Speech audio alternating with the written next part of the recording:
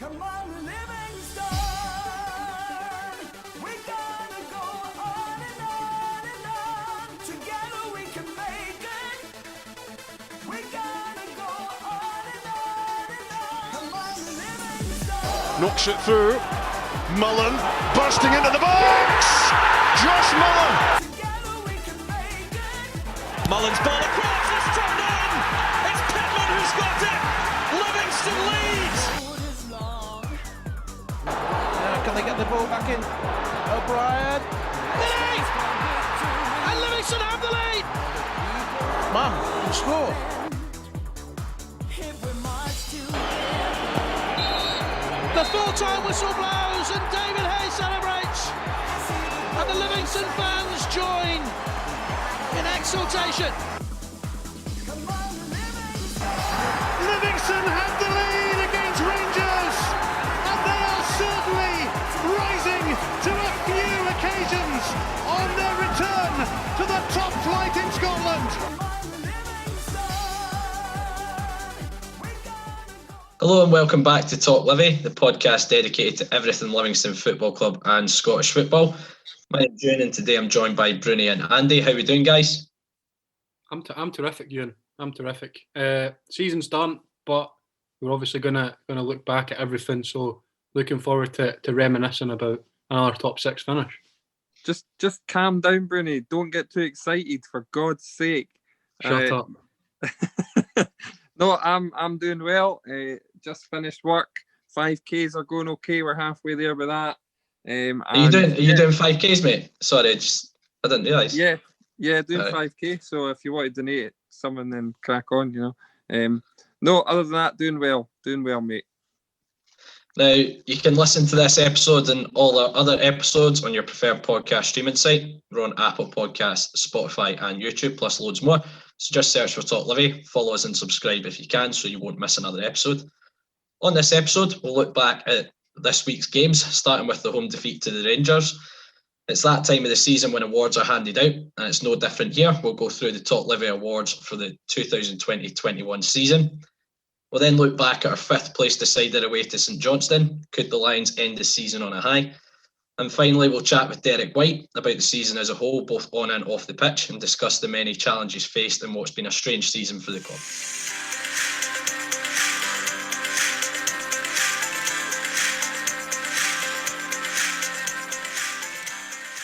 We welcomed Stephen Gerrard's Rangers to the Tony Macaroni Arena last week, with the champions chasing an unbeaten league campaign. Despite a relatively good performance, the Rangers were clinical and went on to win the game 3-0. Lads, it was a strange one. We've played worse again in one games. How did you think the game went for us?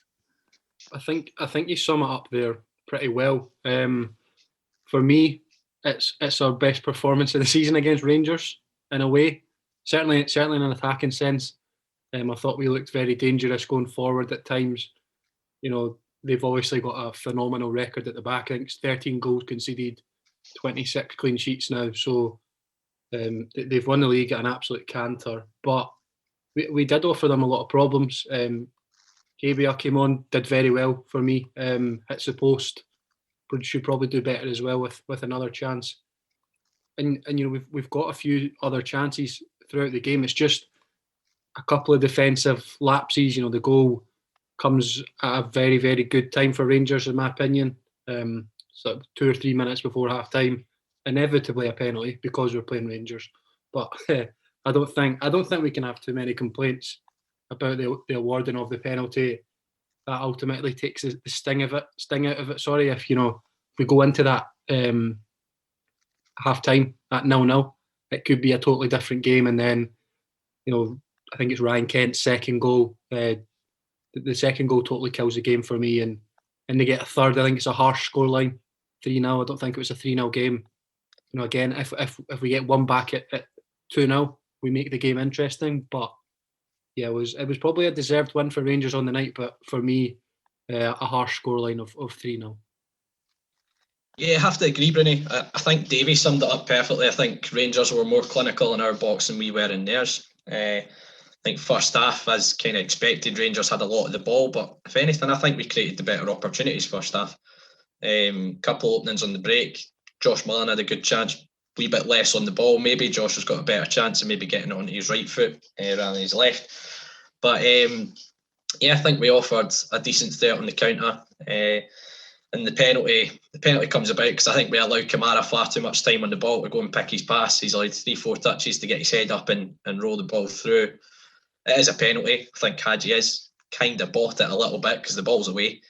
But I'd be screaming for that. And to be fair, we got lucky earlier in the season when they didn't get one at our place. So Tavernier tucks away the penalty. 2 words you hear pretty regular in Scottish football: Tavernier penalty. And second half, I think we had a good go at Rangers. As you say, the second goal was always going to be a killer when they've only conceded 13 league goals all season.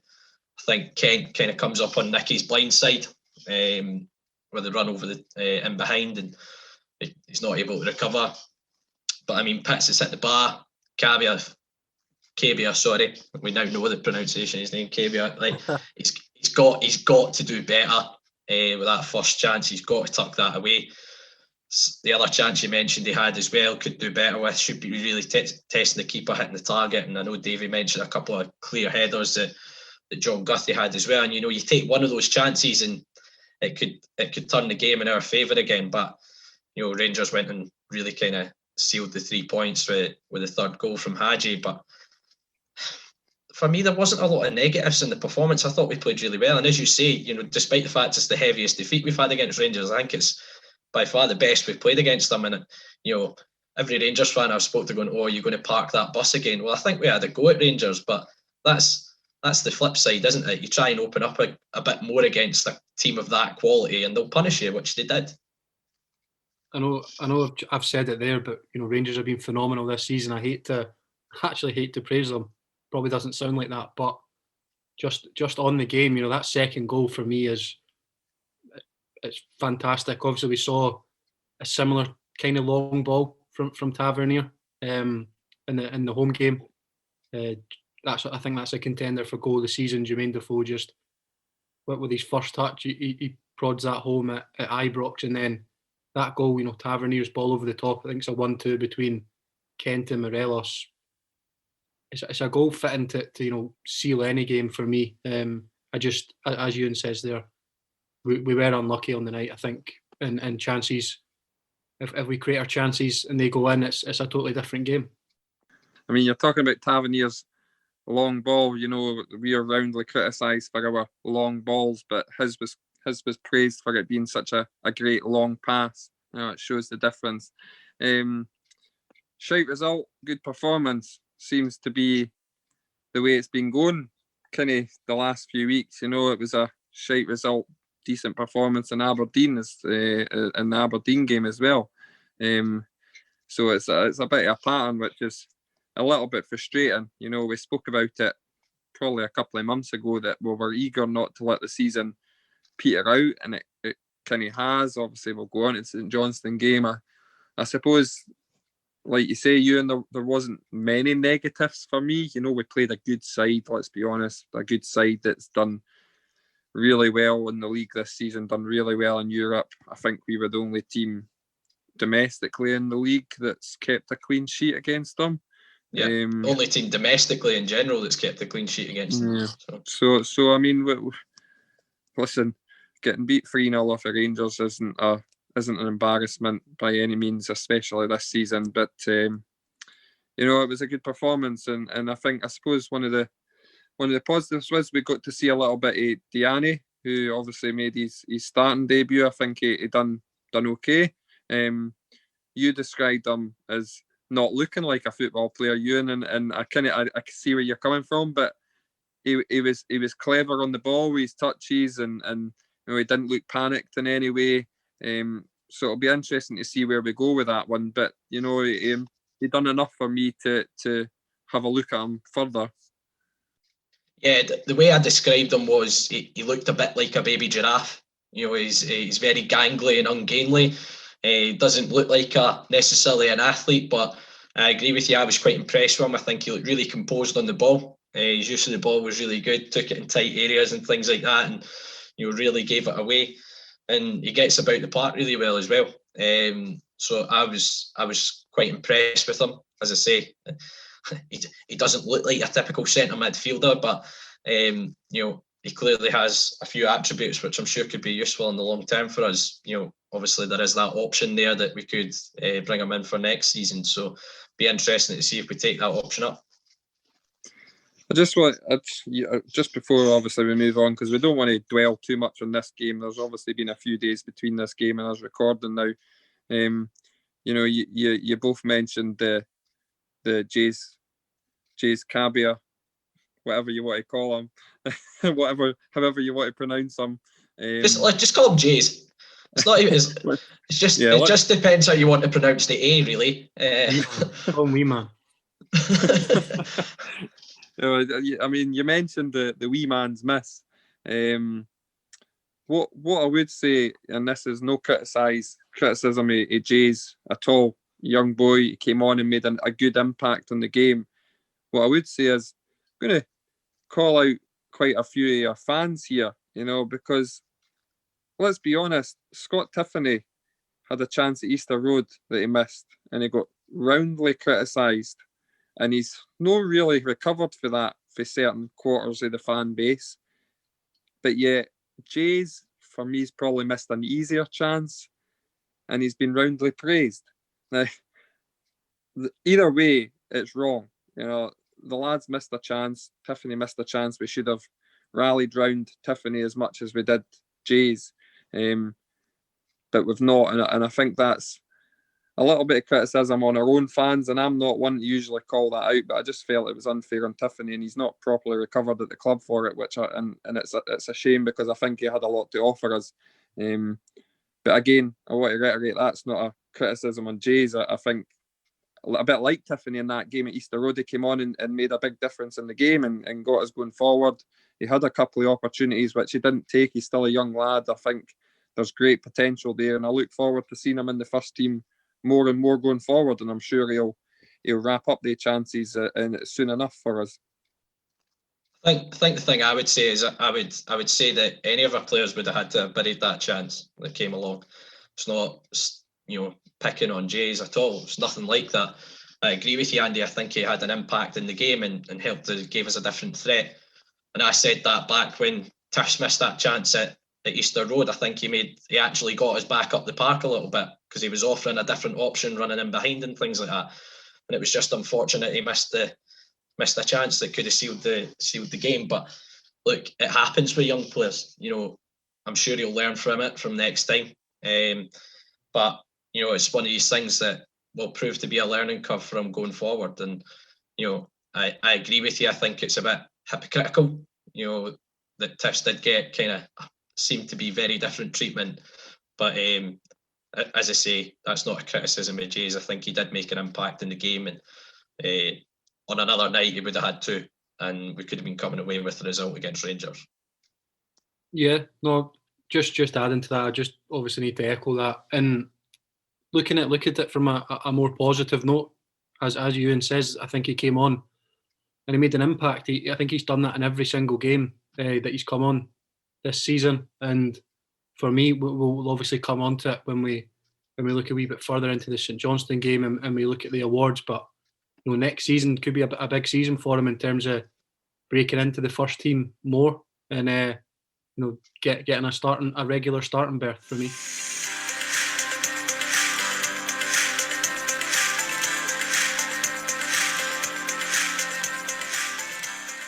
Next up, we travelled to Perth to finish the season knowing only a win would secure 5th place.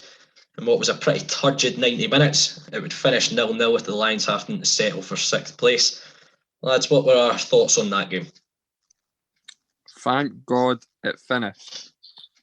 I go back to the game. The last game we were at before lockdown was a really horrendous game at Perth against St Johnstone. I think we lost that day at 1-0. It was one of the worst games I've ever seen. I think this one was up there alongside it. It was pretty horrific. I would say this game was slightly better because we didn't lose. I suppose in terms of entertainment, though, it didn't offer a great deal. I think the thing was, and St Johnstone knew fine well that a point was good enough for them. They probably looked at our team and went, do they have enough to break us down? Probably not. Did we do enough to win the game? No, really. It was a nothing game, and it was slightly disappointing the way the season kind of ended there. I get what people were saying. Davey obviously made the comment afterwards about maybe a little bit of relief at finishing sixth. I think those comments were taken out of context slightly. But also, I mean, I was slightly disappointed we didn't take the game to them more. I think the game was there for us. I don't think St Johnstone were great on the day. I think they probably had one eye on the cup final, which rightly so. And I think if we'd went kind of all guns blazing, the game was there to be had. But what did we create? Jets kind of half chance shot that was saved. Is that really a chance? Other than that, I can't think of anything. Same with St Johnstone. To be fair, did they do enough? Probably not. So 0-0 was about right. And without being too negative, because I think we've all said it, and I said it quite recently, that sixth place shouldn't be sniffed at, and it's another wonderful season. Regardless, I think when you think about it, we're one result away from it being an outstanding season. Everybody's talking about St Johnstone having an unbelievable season, and rightly so. But you said it, Callum, we've finished on the same points as them. If we'd beat them in the cup final, we're sitting here going, what a tremendous season. So it's one of the ones that you look back on it with a tint of disappointment, but also we should be proud of their achievements. Second top six finish in a row. It's remarkable for a club our size when you look at clubs in the below leagues and even below us in the league that have got more resources, bigger fan base, more money financially. To be finishing twice in the top six is quite an achievement, and it should be one that everybody at the club and all the fans should be proud of. Games like that should be on the telly, in my opinion. Two world-class defences playing out a fantastic end-of-season encounter. It was a terrible game for me. It was. I'm smiling now because it was that poor for me that it's almost funny in a way. As Andy says, it's amazing what you find hilarious, Cal. Oh mate, it was horrendous. There was only 2 or 3 chances. But again, if you look at a positive, as I say, there was a clean sheet, but St Johnstone, as Andy mentions, focusing on the cup final. They'd rested guys like Kane, Middleton, who's been excellent for them the last few weeks, and didn't threaten us, which is, as I say, a positive. But I don't really think we threatened them much. Jet has that chance. Jay's probably should do better with his chance. Although in the first place does well to dispossess Rooney. In the first place, a lot of players maybe switch off in that situation, which is, try to think about a positive for him. But it wasn't great at all. It was too long ball for me. We've played a lot this season in terms of getting the ball down and passing. I think more than probably the last couple of seasons, in my opinion. But on Saturday it was too direct, in my opinion. We went long far too often, and Sean Rooney, Jason Kerr, McCart, you're not gonna win headers against guys like this. They're a top quality defence, a very good team. It's no coincidence that they're going for a cup double. So fair play to St Johnstone. They've just managed to pip us, but yeah, I think that the less said about the game, the better. Yeah, it wasn't a great game. There's no getting away from that. But I think there were aspects. I thought first half, I thought we controlled the majority of the first half. To be honest, without creating. I know Jet had that chance. His snapshot from the edge of the box. Really, I thought Diani was in control of the midfield for the first 45 minutes. I think he absolutely strolled through the first 45 minutes as well. And again, showed what he could potentially bring longer term to the club in that role, kind of sitting in front of the back four. I think the second half got really scrappy. There wasn't a lot of kind of passages of play at all. Just say it was going quite direct. The game was getting broken up a lot in the middle of the park.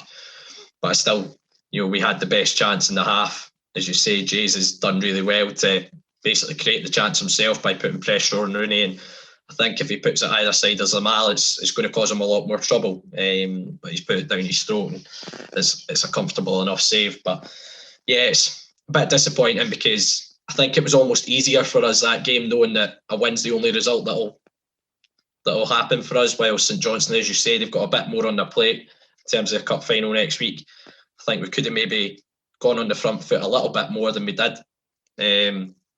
But yeah, it's a disappointing way to finish up the season. But as you say, it's a matter of one result from being one of the best seasons in our history. You're talking about it, as you say, the cup final is pretty much the only difference in all of it between ourselves and St Johnstone. I think Davey passed a comment saying, I'd been a bit more professional at Celtic Park and kind of taken our medicine at 2-0 down. We would have finished above them and finished fifth. It was only 2 goals in it at the end of the day.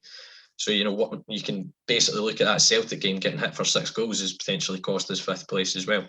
And just being a bit more professional in that afternoon. But wasn't a classic. It almost came across as that typical end of season game where 2 teams are just looking to get it out of the way type thing. But I think we've got a big summer ahead. Davies talked about a lot of players moving on.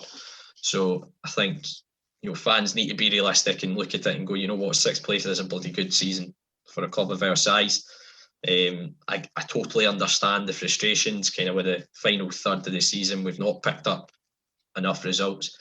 And there's a kind of, I think I tweeted about it, there's a tinge of what if about this season. Yep. But at the end of the day, had you asked any Livingston fan at the start, anyone with common sense would have said this would be an incredible season for us. So I think you need to try and look at it that way. Well, obviously, I'm as disappointed and frustrated as everybody else, like we all are. But do you think maybe it's a case of being victims of our own success? If you look at it on paper, maybe in a couple of years down the line, you look back and you go, it was 45 points, wasn't it? So that's now our second best ever points tally in the top flight, which is, again on paper the second best tally ever in the club's history. I'm just a wee bit surprised we're talking this game down, given it was on grass. But there you go.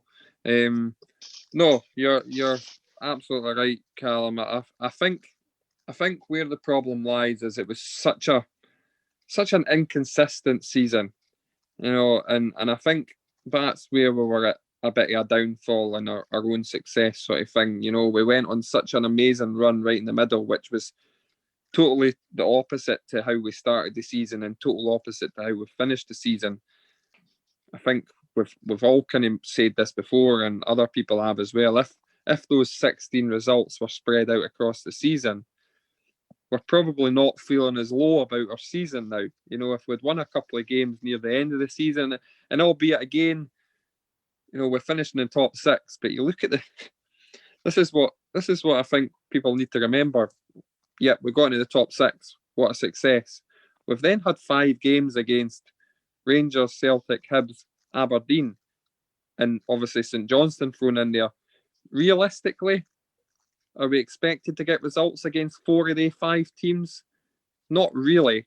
So it's not a massive surprise that we've struggled in the top 6, But it is a success being there, and I suppose you could argue that would it have been better finishing in the bottom 6? Would we have won a couple of games then, and folk wouldn't have been as disappointed going to the end of the season? It's one of the ones. It's one of the knife edges, isn't it? Do you want to finish in the top 6 and win a couple of games? Do you want to finish in the top 6 for that accolade, but then go out having not won a game in 5 or 6 games? It's a difficult one. It really is. But I would say that you're absolutely right. We have been almost that way inclined, but again, not what to reiterate what I said earlier. It's a fantastic season for me, and one that we're one result away from being a legendary season for the players that are involved this season.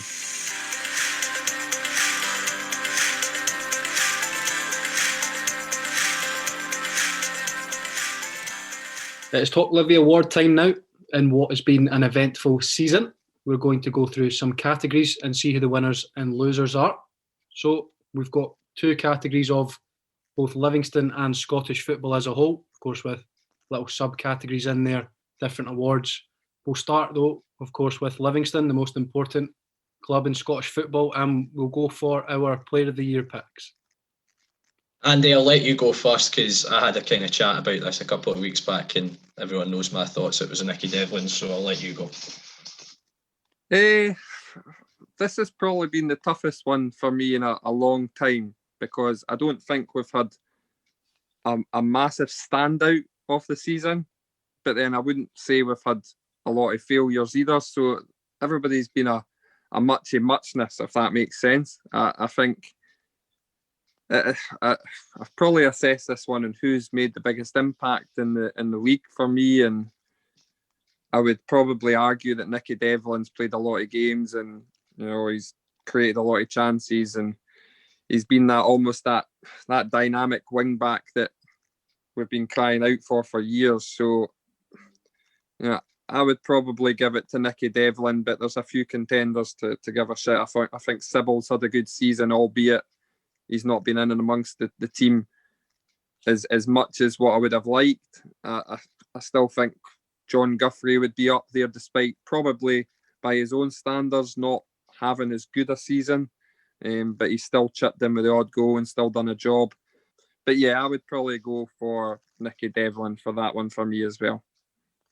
It's not often the three of us agree. I've also gone for Nicky Devlin. Obviously, we do sponsor him on the podcast, but there's no bias involved in the decision, by the way. No, it just so happens Nicky has been the Scottish Cafu this year, so that's not influenced my decision, certainly. But yeah, just to sort of add on to what Andy said, I think for me he's been our most consistent player.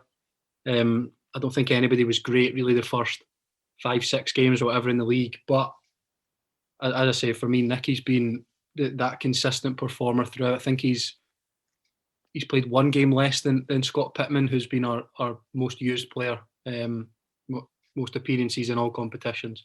So yeah, he's been great going forward at times down the right, also very, very solid defensively. He's added long throws to his game this season as well. He's almost been like a new signing in a way. We saw last season, got injured around October time, never really got to see the proper Nicky Devlin. But he's come in this season, been fully fit after that injury last year, and yeah, for me, I can't look past Nicky Devlin. Well, we'll go on to our next category then. So we had signing of the season. Andy, we'll come to you for that one first. This is one I kind of thought about a wee bit. Just a shout out to Callum Brown, who claimed that not only would he be signing of the season for Livingston, but he'd be signing of the season for the entire Scottish football. Jack Fitzwater. Just putting it out there. For me, God, it's such a tough one. That I think Serrano's done a job. To get someone like him from Monaco. Like, I know he's still a young player, but such a pedigree playing at Monaco, I think it's a decent effort, and he's played a lot of games. I think a signing that made a huge difference to us was Josh Mullen. But for me, and I know he's been in and out the team, and I know he's not played as many games, I think Alan Forrest has probably made a big impact on our season. I think if it wasn't for him, we probably wouldn't have made it quite as far in the cup. He scored a lot of goals. I think he finished top goal scorer in the League Cup campaign this season and in the competition. So for me, I would probably plump for Alan Forrest. But again, it was such a difficult choice, that one. Yeah, it is a difficult one. I spent some time trying to think about it. I had obviously the options that you had as well, but I opted for Julian Serrano. So obviously coming from Monaco, as you say, Andy, and he's done very well. It took him maybe a wee bit to adapt to the Scottish football, adapt to the physicality side of things. But for me, he's never really put too much of a foot wrong at left back, and it's obviously unfortunate that there's not been any fans in to wave him off goodbye. Obviously, I don't believe he'll be returning next season. So no, it's Julian Serrano for me. I went for our greatest ever number 9, Anthony Stokes. I think he made an incredible impact at the club in his 3 weeks there. To be fair, had we got him fit at the start of the season and based on his end of season form, our current number 9, Jet, I think Jet's been very good. He's shown the ability that he does possess, and the reason why we brought him here. And I think Davey's right in what he's saying, that had it not been for the current situation, we wouldn't have got a player of his ability. So I think had we had a bit of reserve football at the start of the season to get Jet, up and running, I think he could have been immense this year and gone into double figures as well, goals wise. But in terms of someone over the full season that's made the impact, I would probably go with Josh. I think he was pivotal in that kind of unbeaten run that we had. His delivery chipped in with a few goals as well. So I would probably just go for Josh on that one. Goal of the season? I voted for Serrano at Celtic Park. I think it's just a great goal for me. I know it didn't mean much in the end, but we're a header away for getting a draw at Celtic Park in the last minute, and Serrano kind of kick-started that. His terrific goal. There was obviously a few contenders. Jet's goal against Hamilton is just ridiculous. But for me, Serrano gets it. I think we had this debate in the group chat, Rooney.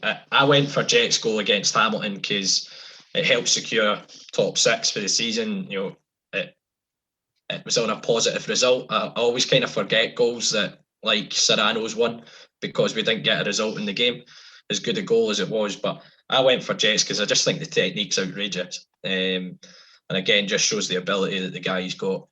That was the one I went for. My little shout out was Alan Forrest's one at Dundee United, though. I think we've got a category of best moment. That's probably what I would have as best moment of the season, because I think it's the goal I celebrated the most all season.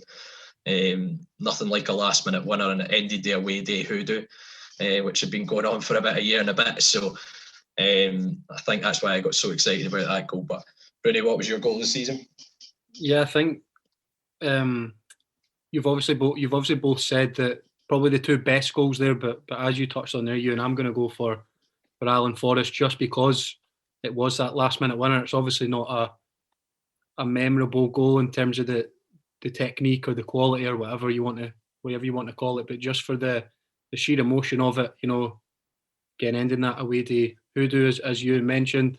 It's a brilliant goal. I think it sort of epitomises Livingston as well. It was reminiscent for me of that Sean Byrne goal, the way Poplatnik hunts down Robinson, hunts down initially before Pittman's in there as well. We've got bodies breaking forward.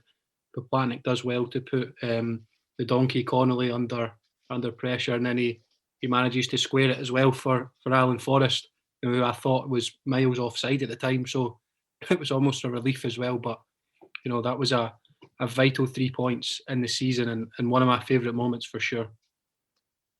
Andy, what was your favourite moment of the season then? Again, it's one of these hard ones. I suppose, you mentioned the goal that you celebrated most, Ewan. For me, and it's the man who shall not be named by the club these days, was Robinson's goal at Kilmarnock. I've found it really tough watching the games on the telly, especially recently. It's just not the same, is it? But and even, to be fair, even the early part of the season, I kind of struggled to watch it. But that goal properly got me celebrating at Rugby Park, watching it on the telly. Great finish, and obviously you talk about nothing better than a last-minute goal. I don't think you can get much more last minute than that goal against Kilmarnock. 93rd minute, I think it was, basically the last kick of the ball, and it was a great finish as well. So for me, that was my moment of the season. Worst moment, I think I can probably summarise it for all of us, which was the final whistle at Hampden in the cup final. Move on. So, do we really need to go into more depth than that? Please. Move on. It didn't happen. Don't know what you're talking about.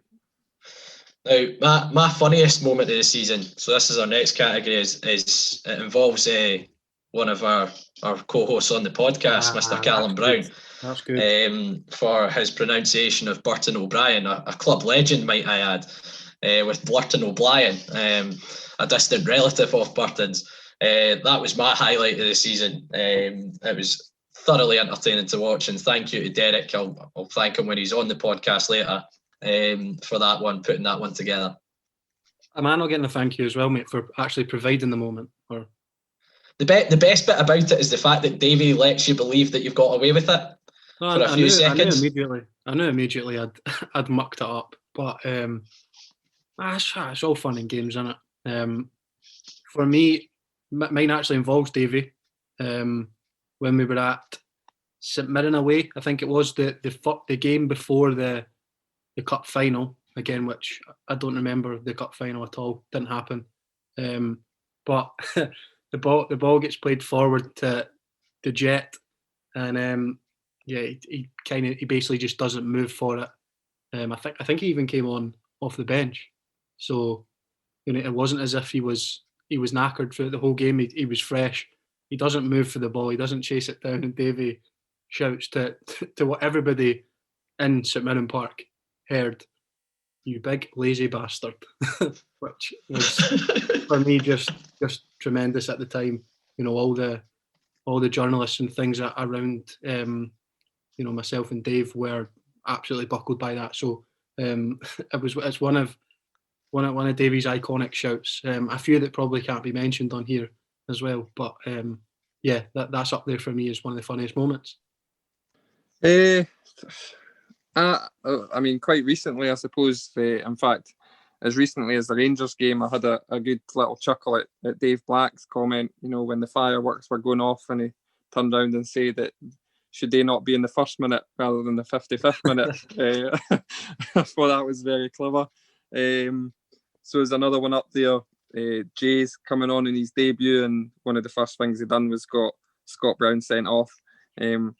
Hilarious. I thought that was, and he wrote himself into legendary status amongst the fans there, and then 5 minutes into his debut, getting Scott Brown sent off that night. So yeah, there's just a couple for me that gave me a little laugh throughout the season. Another category Bruni's put together is next season's breakthrough. I mean, it's not necessarily this season, but it's the player that we think is going to make an impact at the club next year. So who are we all rooting for next season? I think for me, I think we're all going to agree on this, the three of us. He's had a fantastic couple of loan spells this season at Arbroath and East Fife, scoring goals for fun. So hopefully he's given that chance in the first team next season. Jack Hamilton. Yeah, absolutely. For me as well, I'm really excited. I hope he gets given an opportunity. I mean, obviously it all goes down to recruitment and who we bring in and things, but I really do hope we give him a lot of game time, certainly at the start of the season, to see if he's capable of stepping up a level. But I'm excited to see how it goes for him. I think he's got all the credentials in the game to make an impact in the league. I think he's got the ability to score goals in the top flight. And he potentially could be the next one to go for a lot of money if he hits the ground running. So really, really excited to see what he can do next season. Well, we'll move on to Scottish football, and we'll kind of skim through it a little bit. So, Scottish football as a whole, Player of the Year. Who were you guys backing for that? I kind of commented a few weeks ago, so I'll not go into too much detail. But for me, Alan McGregor. Yeah, goalies union there. Alan McGregor, for me, he's won it. I think it's what stood out for me in terms of Celtic and Rangers is the stark contrast in goalkeepers.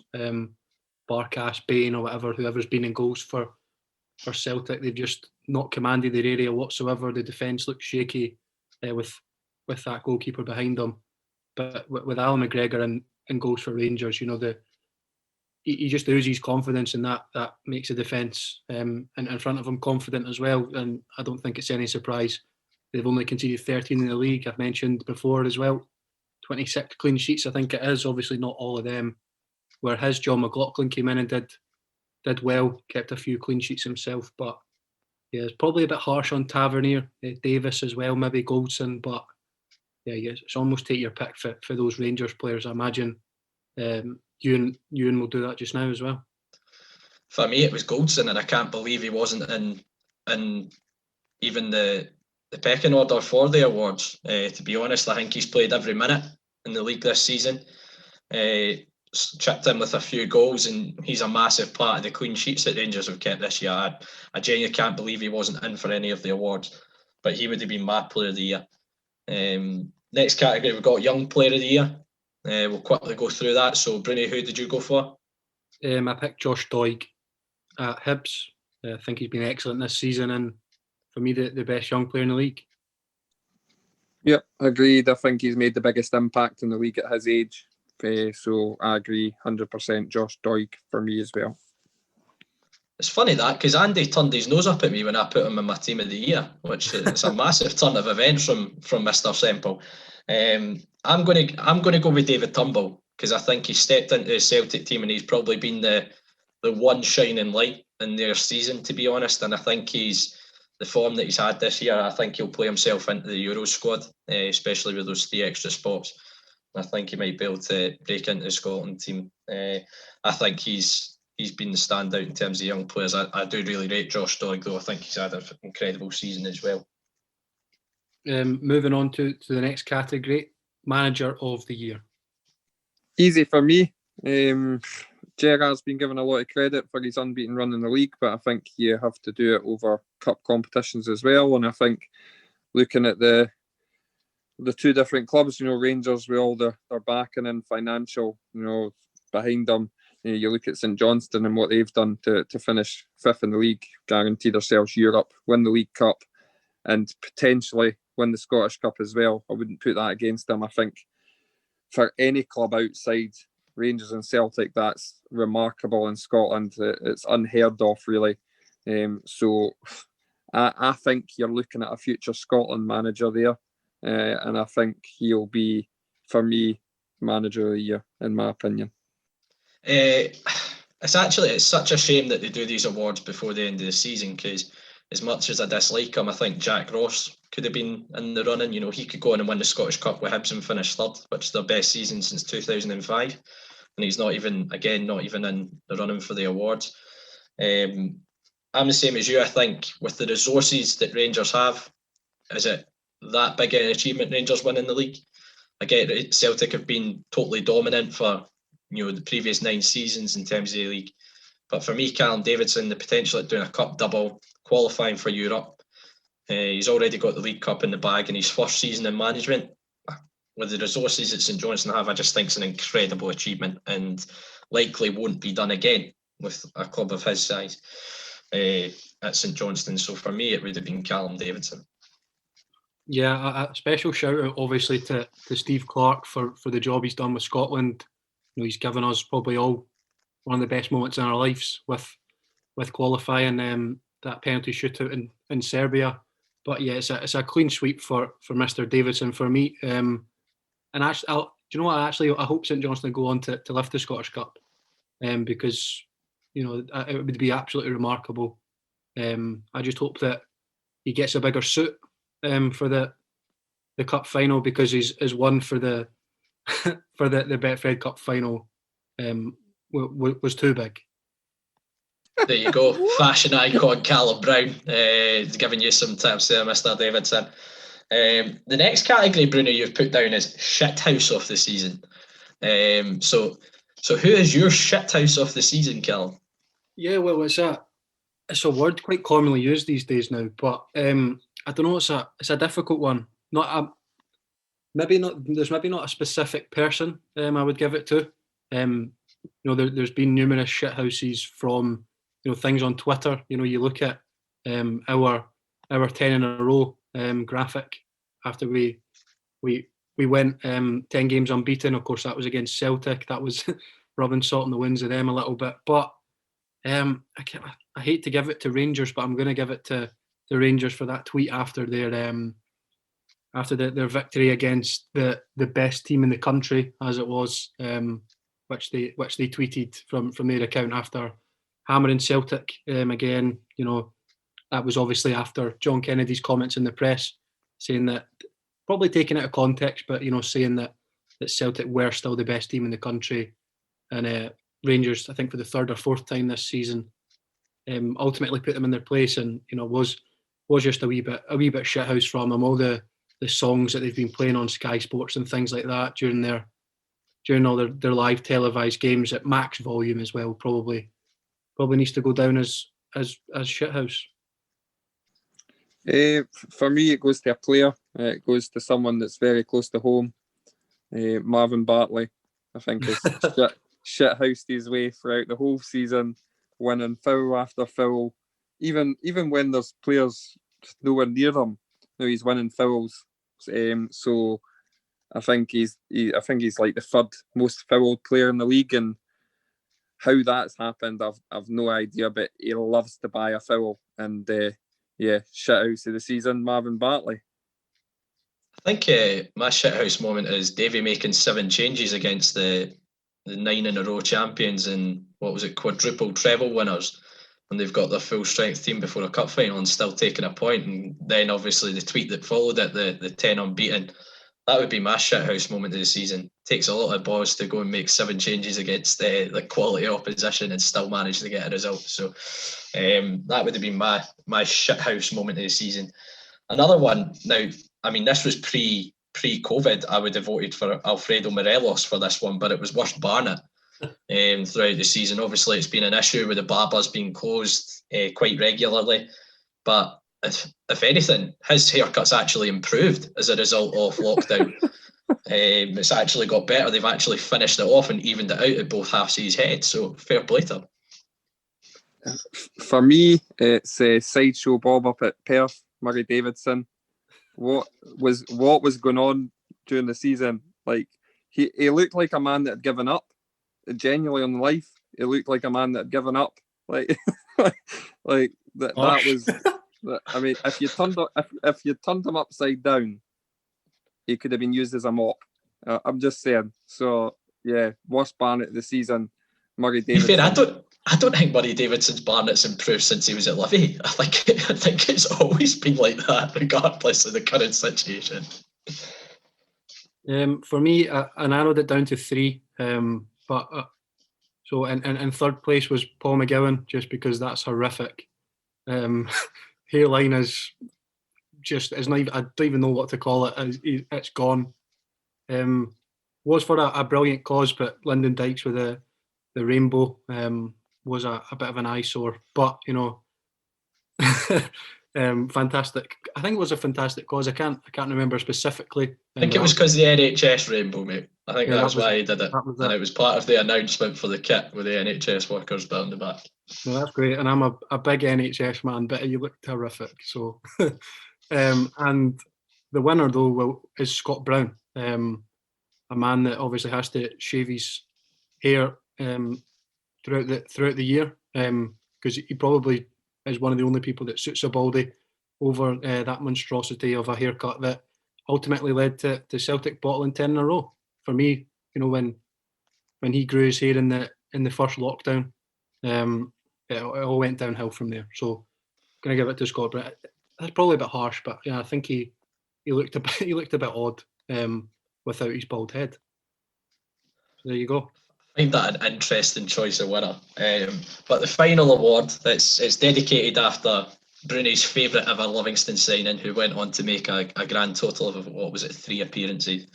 Who Bruni raved about as being the next Roberto Carlos, was the Ibrahim Savan Award for dud of the season. Who are we going for? For me, and I'd be very surprised if you didn't agree with this one, I think Shane Duffy. I mean, when Celtic made that signing, I think everybody kind of sat up and went, that is a good signing. He'll come up here and do well in this league. He started off first 2 or 3 games, done really well, and then it went downhill rapidly for Shane Duffy. He looked every bit a real poor player, that couldn't lace the boots. Some of the lower league players in this country, he was that bad, and Celtic fans must be scratching their heads wondering how that's happened. The lad was at Brighton. He played quite a lot of games last season in the Premiership. He should be coming up here and doing well, but it's that it's that fact again. Players come up and maybe underestimate the league a little bit. He's struggled massively, and for me, that is the obvious choice. Bruni, obviously this award's close to your heart, being dedicated to your favourite Livingston player ever, Ibra. Who did you go for? Shout out to Ibrahim, just in case he's listening. We're obviously great friends and stay in contact. So hopefully he's listening. Hope he's keeping well. Hope the family's well. But Anthony Stokes is up there probably as well. I know that's more a Livingston award, but he's definitely up there. But a special shout out from me. I think Shane Duffy takes it, as Andy's put eloquently. But a shout out to the Hamilton Accies co-commentator who was on air talking about a jobby. So he's got to be up there. Yeah, that was a shocker, to be fair. Fair play. If we were focusing on players, I think it's difficult to look past Shane Duffy, but I would have gone Anthony Stokes, purely because he made me look like a right dick. I bigged that signing up quite a lot, and I fell completely flat on my face about 3 weeks later when he realised that we actually play on a plastic pitch. So it's difficult to look past the Anthony Stokes one, but Andy is currently on mute crying about the Hamilton Accies co-commentator talking about a jobby. It's just the best thing I think this podcast's ever done is Bruni talking about the commentator for Hamilton talking about jobbies. That's just incredible. He's made me look brilliant this season, so I'm shout out to him. It's more the fact that once he says it, he doesn't stop. He starts going into great detail about said jobby, I think, was what made it such an iconic moment. But do you want to know, it's moments like that make you just love Scottish football, doesn't it? Never change Scottish football, never change. Unrivaled. But that's it for the TalkLivi Awards. Feel free to tweet us with your awards, who you would have voted for, once you've listened to the podcast on our social medias. But yeah, that's us for this year, and hopefully we've got some more awards to dish out next season.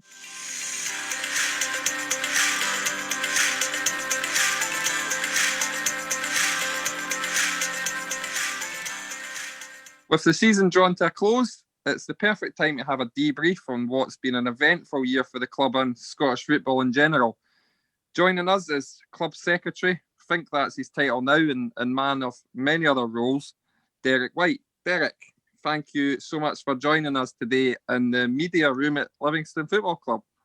No worries, thanks for having me on. And just to clarify, it's me that's in the media room and no one else. This has been conducted via Zoom, Andrew.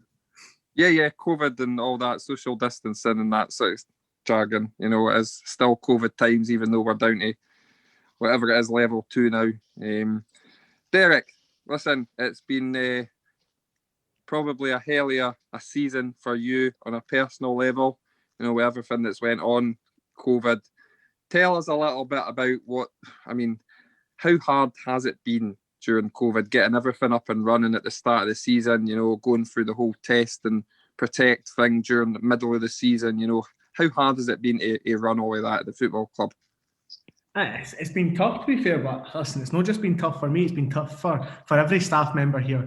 I think it's safe to say that we've all took on a huge workload this season, especially. Not that we don't normally have huge workloads, but it's just been added to this season with everything that's going on. I think, first of all, in terms of testing, a massive shout out's got to go to Andrew McKenzie and Ewan Blondin, who's first team analyst. They've kind of dealt with most of the testing. So Andy's been doing the testing and Ewan's kind of been coordinating it all along with myself. So it's been tough. It's been interesting. Last summer, you're trying to plan when you don't actually know what you're planning for, if that makes sense. You're trying to follow the guidance. You've got no clue what coronavirus is. You've got no clue what's going to happen in the next year or so, but you're trying to put these lengthy documents together pretending you know what's going on.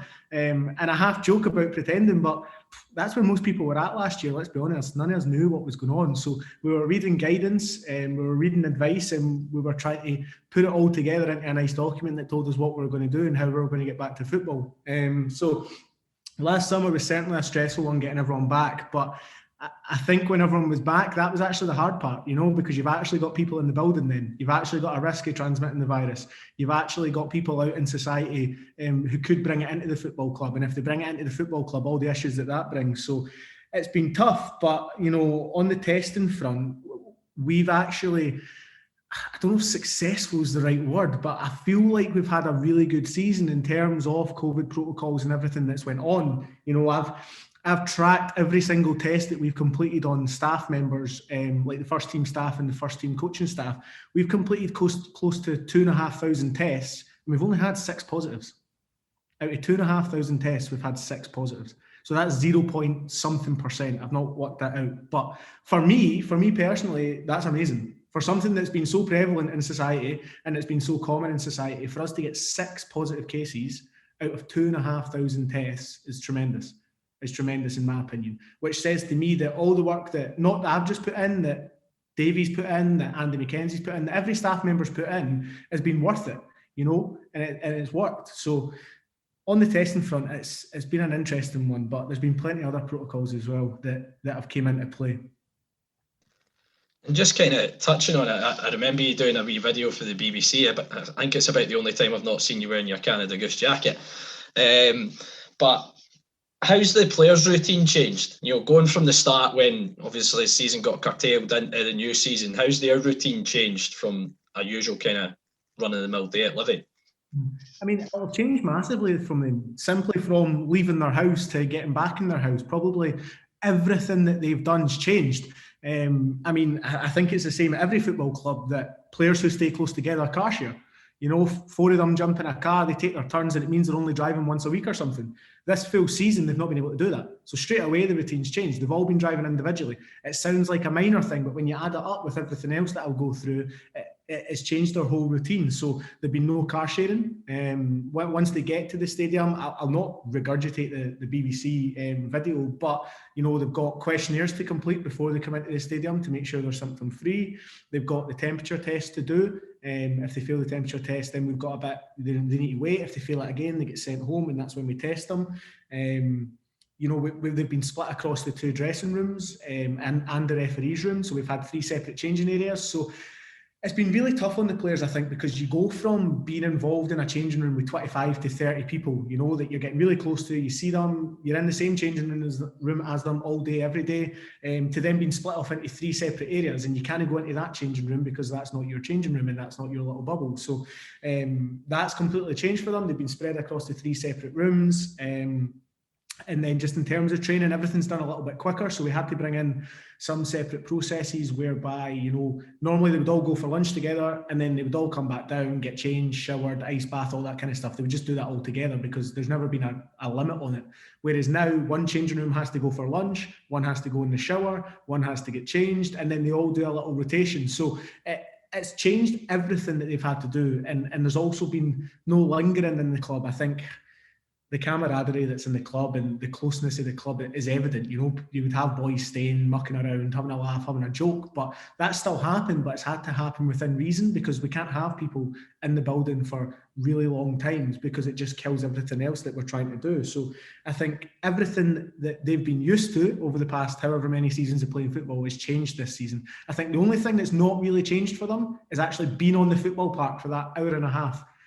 Everything else off the field's changed for them. But for that hour and a half that they're on the park, that's about the only similarities. And I think for them as well, it's been hard because they've probably been held to a higher standard than most of society in terms of if you've seen a professional football player out for a meal, people would maybe bring it up. Whereas if you've seen, Callum Brown out for a meal, you wouldn't bring it up. Do you know what I mean? So I think it's been hard for them. They've had to watch what they were doing in the club, but more so they've had to be careful what they're doing outside the club. So, most of them have been in training, home, and sitting in their house and doing nothing else, which I get a lot of society has, but I feel like there's been a wee bit more of a microscope on Scottish football. It's actually quite a good point in terms of, eating out and things. There was that whole thing made about the club being at Tony Mack's in Aberdeen, wasn't there? And I believe the club obviously put out a statement and things. Just to go back to the whole COVID thing, Derek, I think there was a big deal about, in-house testing at the club, and it's clearly paid dividends, going by your percentages and 6 positives out of however many you said, 2,500 or whatever. You speak to other clubs. How does that compare in terms of other clubs? Obviously there's been outbreaks and they're all being reported and things, but in terms of percentages and things, we must be quite high up there in how we've dealt with it. And that's great respect to the club and yourself, and as you say, everybody else that's done the work to get on with that, really. Yeah, no, listen, I don't know exactly what other people's percentages are, but I would like to think we are close to having minimal cases, in respect to other people. But what I will say, and I've alluded to this on Twitter a couple of times, is I think Scottish football has not really got the credit it deserves as a whole. I think there have been issues. Nobody's getting away from that. There's been outbreaks. There's potentially been protocol breaches here and there. But I think on the whole, what Scottish football has done this season is amazing that we've actually got to the end of the season. I think on the whole, protocols have been adhered to. I think on the whole, there's been not too many positive cases. It's not been 10 positive cases a week or whatever, which would suggest what clubs have put in place is done really well. And everything that clubs have put in place is costing them a lot of money. But all these clubs committed to that for the safety and welfare of their players, and also so that we could get football back. So listen, I think we're probably up there to having dealt with it pretty well, but that's not saying that other clubs have been horrendous. And for the clubs that have had outbreaks, there is a wee bit of sympathy. There is a wee bit of sympathy there because, it's a virus. It transmits. Nobody can stop that. If somebody's got the virus, you can't stop them having it or stop them transmitting it. You can try your best, but listen, we're probably a combination of doing things well and also a bit of luck, let's be honest here, because we've done our best, but there's always going to be an element of luck involved. But I'd certainly say that we've done pretty well over the course of the season. But listen, that's not down to me. That's not down solely to Andy McKenzie. It's been a real team effort. You've got me, Andy McKenzie, Davey, all the coaching staff, and also all the players. Listen, we could write these documents and we could write all these protocols. See if the players come in and don't adhere to them. The piece of paper that the protocols are written on is pointless. So it's been a real team effort here. It's not just been a case of, it's been me, it's been Andy McKenzie or whatever. It's been a real team effort across the board that everyone's stuck to what they've been asked to do. We all know, Derek, that there's been no supporters in the grounds across the country this season, which I imagine's been difficult for everyone connected with the club. What's it been like at Livingston, trying to keep the fans on side, keeping that contact within the community and trying to keep people engaged on things like social media? Aye, listen, it's been tough. It's always going to be tough, when you're so used to having something, as in having the fans on the ground and they're used to being here. Any change to that will be difficult. Anything we try to do, because we can't give the fans the exact experience, there's always going to be discrepancies. There's always going to be differences, which, listen, is fine. We're all living in an age right now that none of us have experienced before. But we've certainly tried bits and bobs. I think, right back at the start when lockdown and stuff were doing, we had Davey and the coaching staff give some old people in the community a call, little things like that to keep people kind of on site and try and keep their spirits up, given everything that was going on. We've also, as you've seen over the course of the season, we've brought in Blair Coburn, who's been doing videos from unique angles and things like that. And while some people might not get it or might think it's just a bit of like, it's only a 2-minute social media video, I think the whole thing is it's showing you a different angle that you're not seeing because you're not in the stadium. It's a unique camera angle. It's behind the goals. It's the side. It's showing you the warm up.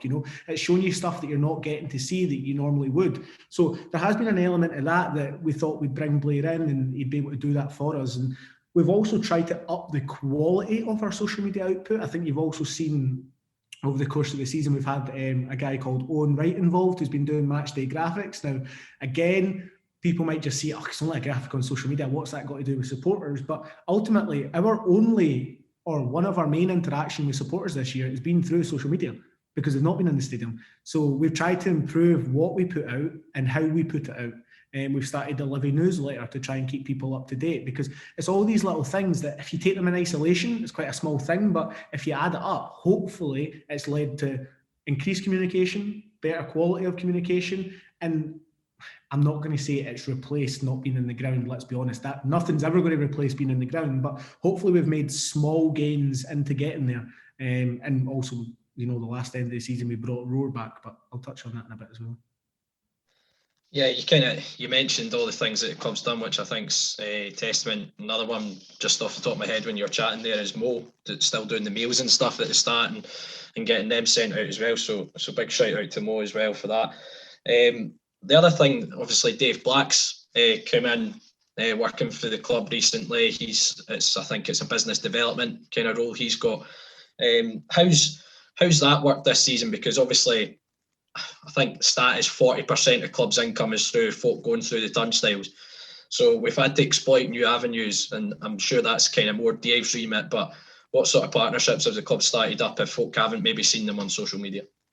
Yeah, I mean, in fairness to Dave, it's probably the worst time to come into a football club to do the kind of role that he's doing. But the job he's done has been unbelievable because, as you say, he's exploited avenues that we've never exploited. And that's probably a combination of not having the time or the manpower to go and do that just because everyone else. So bringing Dave in has really helped the club in that sense. And I mean, I noted some down briefly, and there's probably ones that I'm missing. So if I do miss any partnerships, I do apologise, but that is Dave's remit. But I mean, he brought most recently the limited edition malt whiskey. We've got the Livi gin. We had the Matuga rum boxes for the cup final that didn't happen. We've got the Flatback 4 range. We've got the Foco range, which is the novelty items. We brought Roar back, as I said, just over the past 2 games.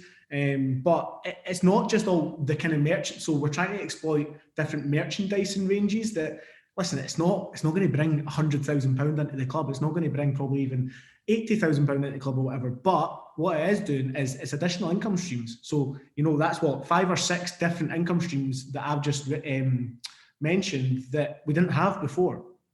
So, and there's probably some that I've missed as well. So I think what the good thing Dave has done is he's almost, for want of a better phrase, he's probably not left any stones unturned. He's not looked and went, listen, we've got a Livi gin, do we really need a Matuga rum box? Or we've already got a Livi gin, do we really need a malt whiskey? It's a case of, can we get a product out there that's going to bring us a little bit of money in, and it's going to try and replace some of the money that we're losing? But other than that, he's also done a tremendous job with the virtual packages. User bought a couple and we've been able to give them away, but we've had virtual mascots, virtual match sponsors, virtual ball sponsors. And also a big one for us was he managed to get a deal with 1 Million Lives, which is obviously on the match day kit and the warm-up kit that the players wear. But that one was a bit more about than just a sponsorship. They've got the mental health checker that Dave certainly put a lot of time into in terms of working with kick mental health, and it's something that we feel really strongly about as a club. So that had a wee bit more to it than just a sponsorship, but there was still obviously a sponsorship fee involved for that. We've just announced the football coin, who are sponsoring the back of the kit. So given the fact that there's been so much uncertainty in the world and businesses might not be keen to part with cash, which would be totally understandable, the job that Dave's done in terms of getting merchandise on sale that's bringing income streams into the club and also being able to sell big sponsorship packages. And as I say, I forgot to mention pitch-side advertising boards. Again, these pitch-side advertising boards on their own aren't a lot of money, but I think every pitch-side advertising board's been sold. So for a season when people aren't really wanting to part with cash, to have every single pitch-side advertising board sold is quite a good feat, to be honest with you. And obviously Dave was integral in the new kit deal that we just announced as well with Joma. Derek, I've never wrote this down, but I kind of picked up on what you said there about the virtual aspect of things. How difficult was that to get up and running? There was obviously struggles at the start, I think it's fair to say, not just for us, but for the entirety of Scottish football, getting these streams up and running. And obviously Callum's joined the team as a commentator along with Dave, and that must have been such a stressful time with everything else going on, to try and bring that product to the fans, and for the mishaps that were happening, and you had fans obviously moaning, quite rightfully, we all want to watch the game, and if it doesn't work, then that's a frustrating thing. That must have been a real tough time at that point. So that was over the course of last summer. It was interesting because normally when you're bringing, like for us, we were starting from scratch. Most clubs had, this is really boring technological chat, but most clubs had a VOD platform, which is a video on demand platform. So the LFC Live website, I think us and Hamilton, I think off the top of my head, were the only 2 clubs who didn't even have one of them. So for us, we're starting from scratch. Every other club in the Premiership had one of them already, And the live streaming was almost just an extension to UK customers because they would stream to international customers already. So I'm not saying it was easy for other clubs. It wasn't. I'm simply saying we were starting from scratch. So, you had having to not negotiate, but you had to get a contract with Stream Digital, who are our streaming partners. So that was the very first thing that we had to do. We had to reach out to them and get a contract. And then you had to go through the process of building the website. So when I say starting from scratch, that's where we were at. We're having to build the website. We're having to choose colours, images, functionality. We're having to do all that. So normally that you would probably, if we were to do that now, normally you would do it in the summer, hoping that it would be ready for Christmas or ready for the next summer. Whereas we were doing it in, March, April, needing it ready for June because we needed to test it before we could actually go with it. So we had about a 2-month turnaround to get everything up and running. So, you have to go through the process of building the website, and then you've built the website. And let's be honest, and I'll be the most honest person about this, I'm not a media expert. I'm not a website expert. So we've got a nice new website there. I need to try and work out how you use it. I need to try and work out how you set games up. I need to try and work out how we give access to season ticket holders. Now, don't get me wrong, Stream Digital have been absolutely crucial for us, and they've been massively helpful for us. But it was interesting. And as you say, I think the most frustrating thing for me was, not frustrating, but when you are having issues, like you feel personally responsible. So see if the stream's not working, it's not necessarily Derek White's fault, but because I'm looking after that area, I feel personally responsible for it. And for me, it's frustrating because, don't get me wrong, the stream's not going out with my name saying provided by Derek White, but a lot of people know that that's kind of what I do there. So for there to be issues, I feel like it's partly my fault. So the start of the season was interesting, but I actually just had all the Premiership clubs, the 10 Premiership clubs outside of the Big Two had a catch-up meeting, had a review meeting with the streaming company and with the broadcasters recently. And I think that was basically the story of it, that at the start there was issues. And now I think from my point of view anyway, there's very rarely an issue with it over the last month or two, maybe a wee bit longer than that, to be fair. But looking back and in hindsight, we were daft if we thought there would never be any issues. Let's be honest. You've got a streaming company and broadcasters hosting 12 clubs live streams, so 6 matches, 12 clubs at the same time, sometimes at the same time, all 3 o'clock kickoffs on a Saturday. If we were a bit naive to think there was never going to be an issue, but I would like to think, and certainly from my perspective, I think the issues were resolved as they came and at a fairly good pace that now, I know it's the end of the season, but for the past couple of months, we've not had too many issues with it. Another point just mentioning the streaming's been pay-per-view. I've heard you talk about this one before, but some fans have been very quick to jump on the bandwagon about the pricing for the pay-per-view. But you might want to this is your opportunity, Dale, to maybe give folk an explanation who didn't see it originally and the actual thought process that went behind the pricing for it. Aye, so it was an interesting one. We've done a lot of work, joint work as clubs, as Premiership clubs, as to what the pricing were going to be. And we had lovely, confusing spreadsheets where if we put a number in, it done all these things and told us how much we were going to make or not make. But for us, for a club of Livingston's size, we need to look after season ticket holders. Let's not kid ourselves. We've not got a lot. So if we annoy our season ticket holders and the number dwindles even more, that's a big issue for us, And again, the important thing for us is, after this season is streaming, who's still going to be there for us? Season ticket holders. Who do we still need to rely on to get money from? Season ticket holders, and who have been here for the past 15, 20 years, I don't know how long. Season ticket holders. So, I think our adult season ticket was £300, which works out roughly £17 a ticket, roughly. Now, for us, or for us personally as a club, we didn't feel it was right, and we didn't feel that we could do it to have people who are just going to come for the one-off game getting it cheaper than what our season ticket holders do. Because if you think about it, when fans are in the ground, our walk-up price is £25. So season ticket holders at 17, walk-ups at 25. So they're paying £8 more than our season ticket holders, which is correct because our season ticket holders are committing to giving us their money. That person's coming once every so often.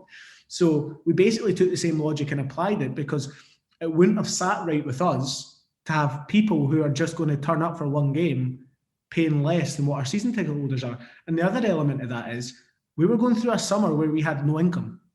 We had zero income. We had to sell season tickets,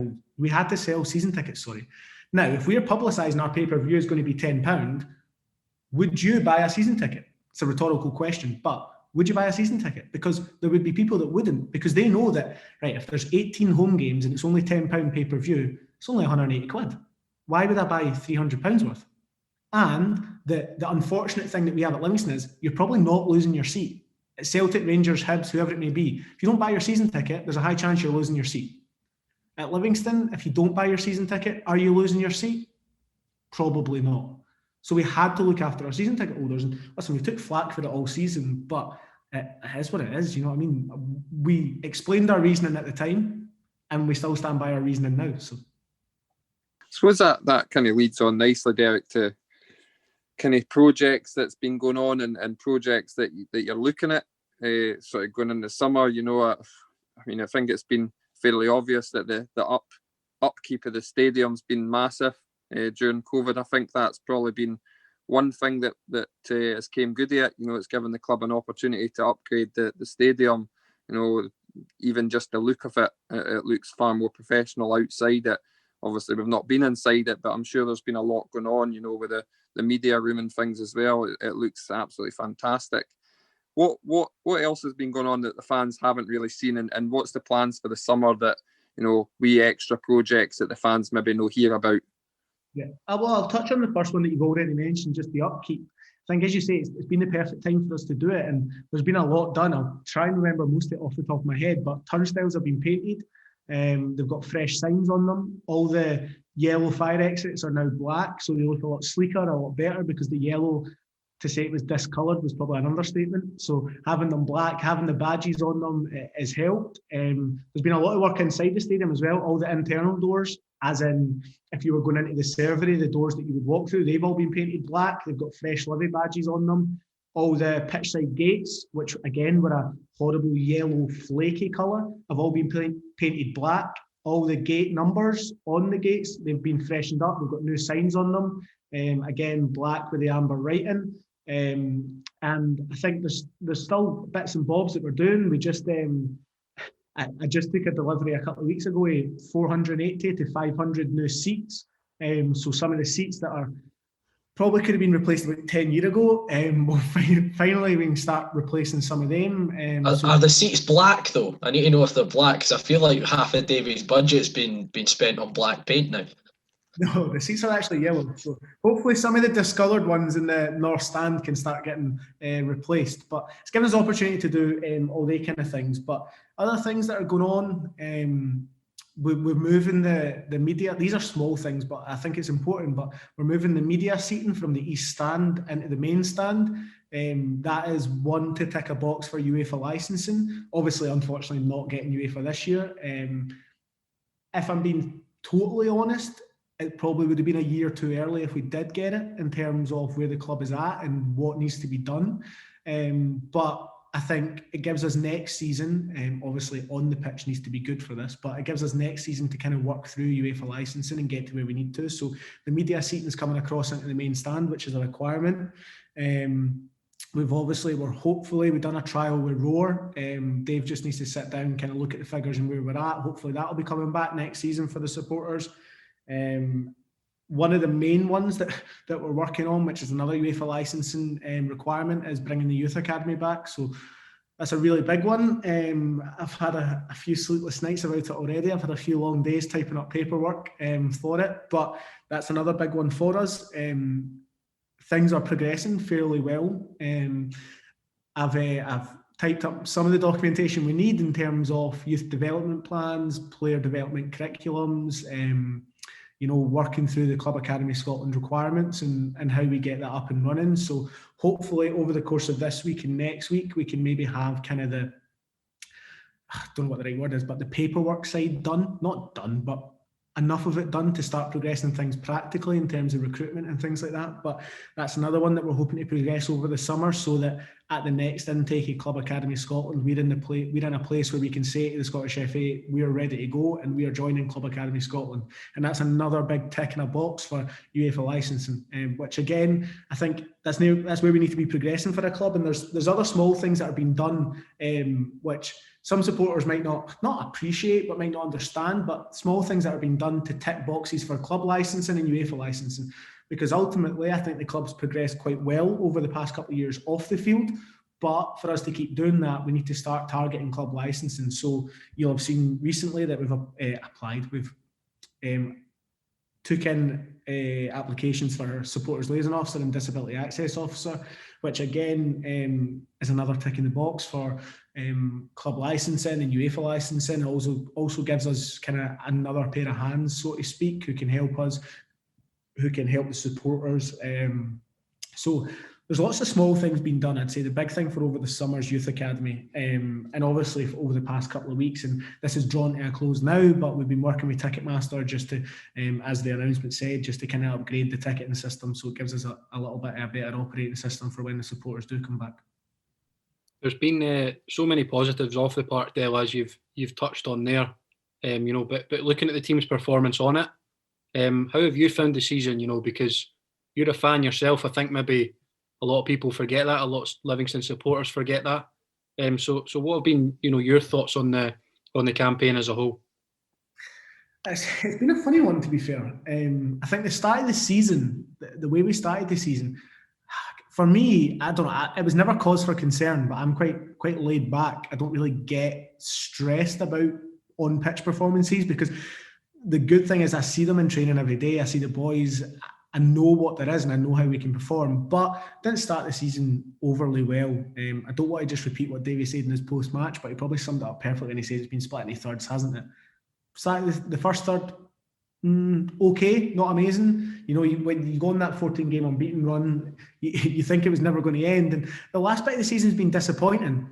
But the good thing about the last bit of the season is the performances have still been there. Take the 6-0 Celtic game out of the equation. I don't think in any other game since the split we've been well beaten, comfortably beaten.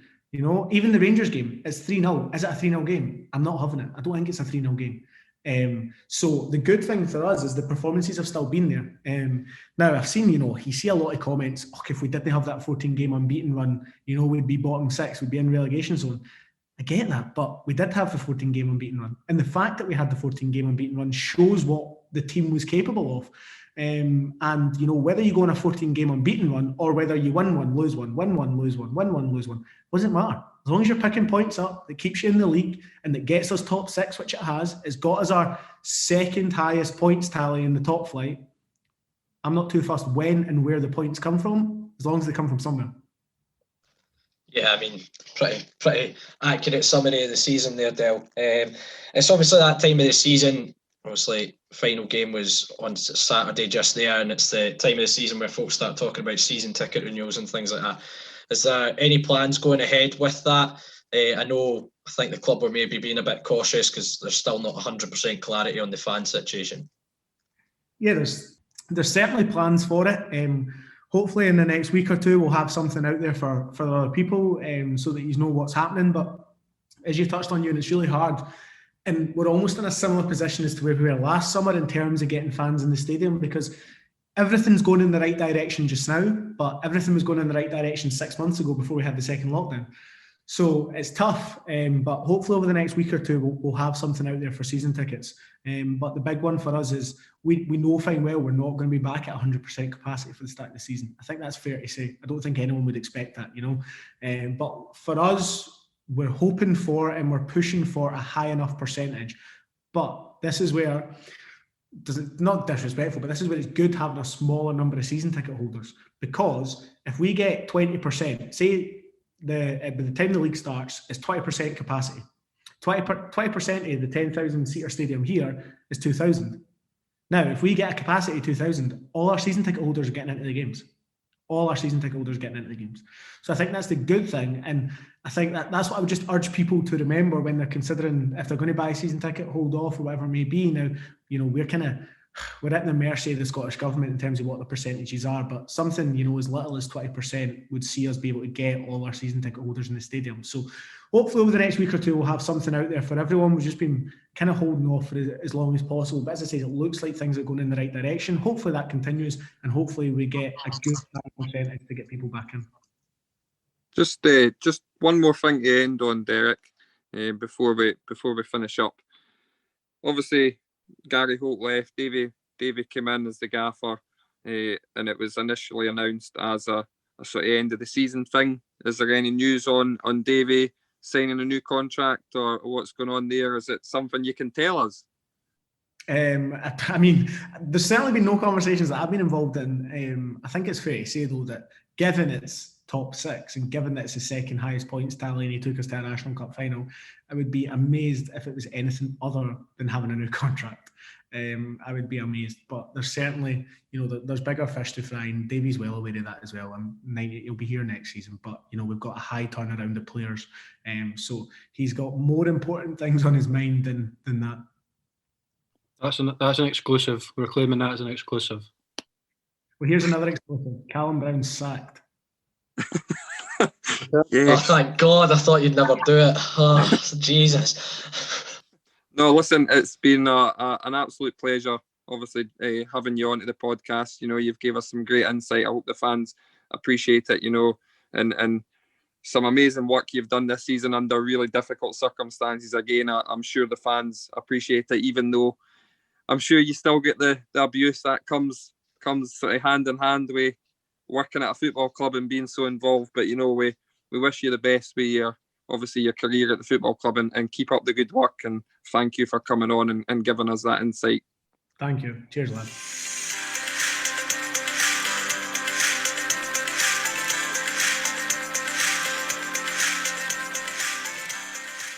So that's it for this week's episode of TalkLivi. Thanks very much again to every single one of you for tuning in, week out. If you can, we'd love to hear your feedback, of course. Either leave us a review on iTunes or simply give us a message on Twitter, Facebook or Instagram. As Bruni said, we're on Facebook, Twitter and Instagram. Search TalkLivi to find us. You'll find all the links to our weekly episodes on there as well. You can also find all our episodes, including this one, on all good podcast streaming sites, including iTunes and Spotify. We're also on YouTube, so don't forget to subscribe to the channel. If none of those options suit you, though, all you have to do is head to our website, talklivipodcast.libsyn.com, where you'll find every single episode we've done over the last few years. So that's it for this week. Thanks again to Derek for joining us, and to all our guests throughout the season who have really gave us some brilliant interviews, and I hope you all have enjoyed those interviews over the course of the season. Obviously, thanks to everyone again for tuning in. We've got some extra content coming up in the summer months, so keep an eye out for that. And obviously, we've announced today that we hit the 20,000 mark for people subscribing and listening to the podcast, so we really can't thank you enough. But from now, from all of us here at the official TalkLivi podcast, we all hope you have a fantastic summer.